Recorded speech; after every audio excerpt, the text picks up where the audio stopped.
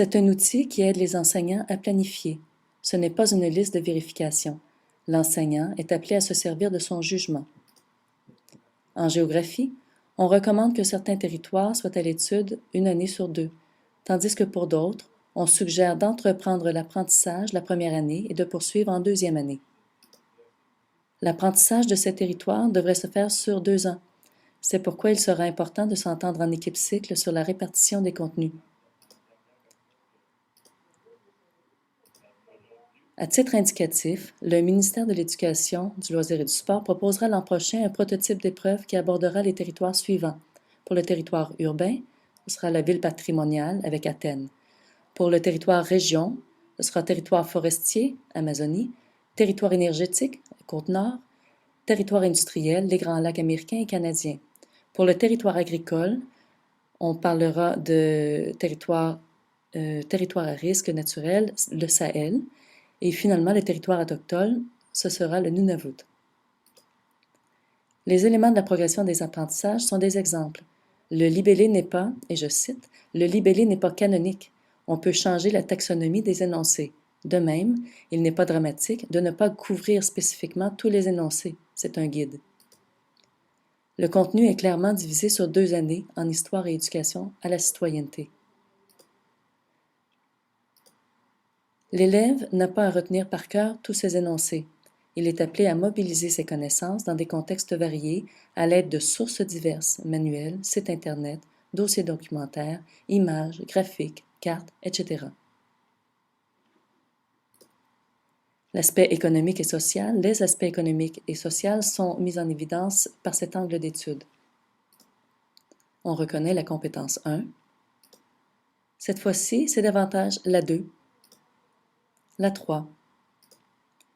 On peut faire apprendre ses connaissances à l'aide d'un exposé magistral, du cahier de l'élève, à travers la lecture d'un manuel, en appliquant des stratégies de lecture, par un travail de recherche, à partir d'une situation problème, par une discussion, un débat, etc.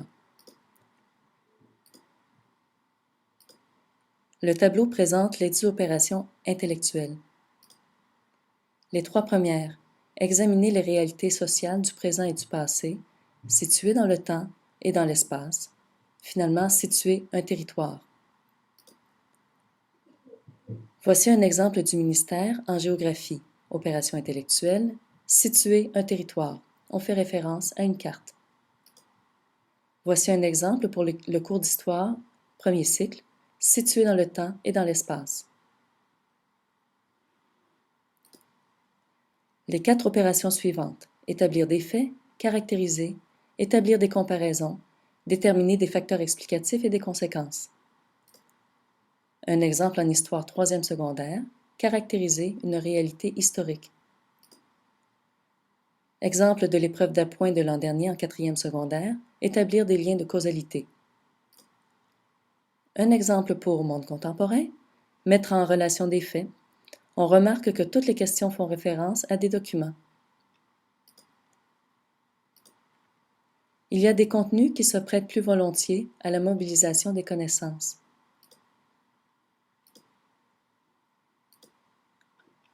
L'enseignant est appelé à tisser des liens entre le programme, la progression des apprentissages et les opérations intellectuelles.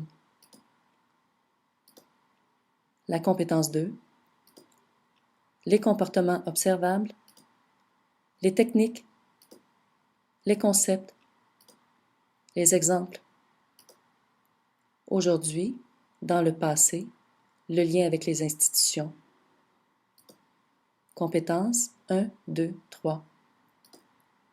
Le même exercice pour la géographie. Compétence 1.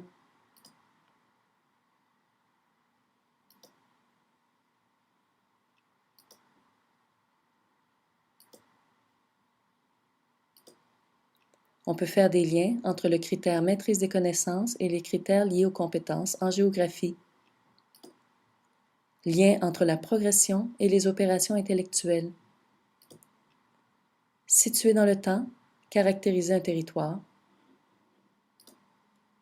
Entre la progression et la représentation ou l'explication d'une organisation territoriale. Entre la progression et le critère lié à un enjeu territorial. des liens en histoire et éducation à la citoyenneté entre la progression et les opérations intellectuelles, déterminer des éléments de continuité et des changements, situer dans le temps et dans l'espace, déterminer des facteurs explicatifs et des changements, encore, caractériser, comparer, lien de causalité. On peut changer le libellé de l'énoncé pour évaluer la mobilisation des connaissances. Dans ce cas-ci, rigueur du raisonnement, une explication mettant en évidence des transformations sociales, politiques, économiques, culturelles et territoriales survenues dans le passé.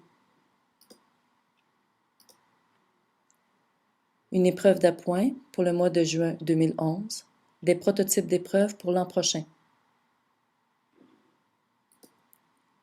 Le document d'information concernant l'épreuve d'appoint a été envoyé via le portail aux directions responsables du dossier Univers social ainsi qu'aux enseignants de 4e secondaire en novembre 2010.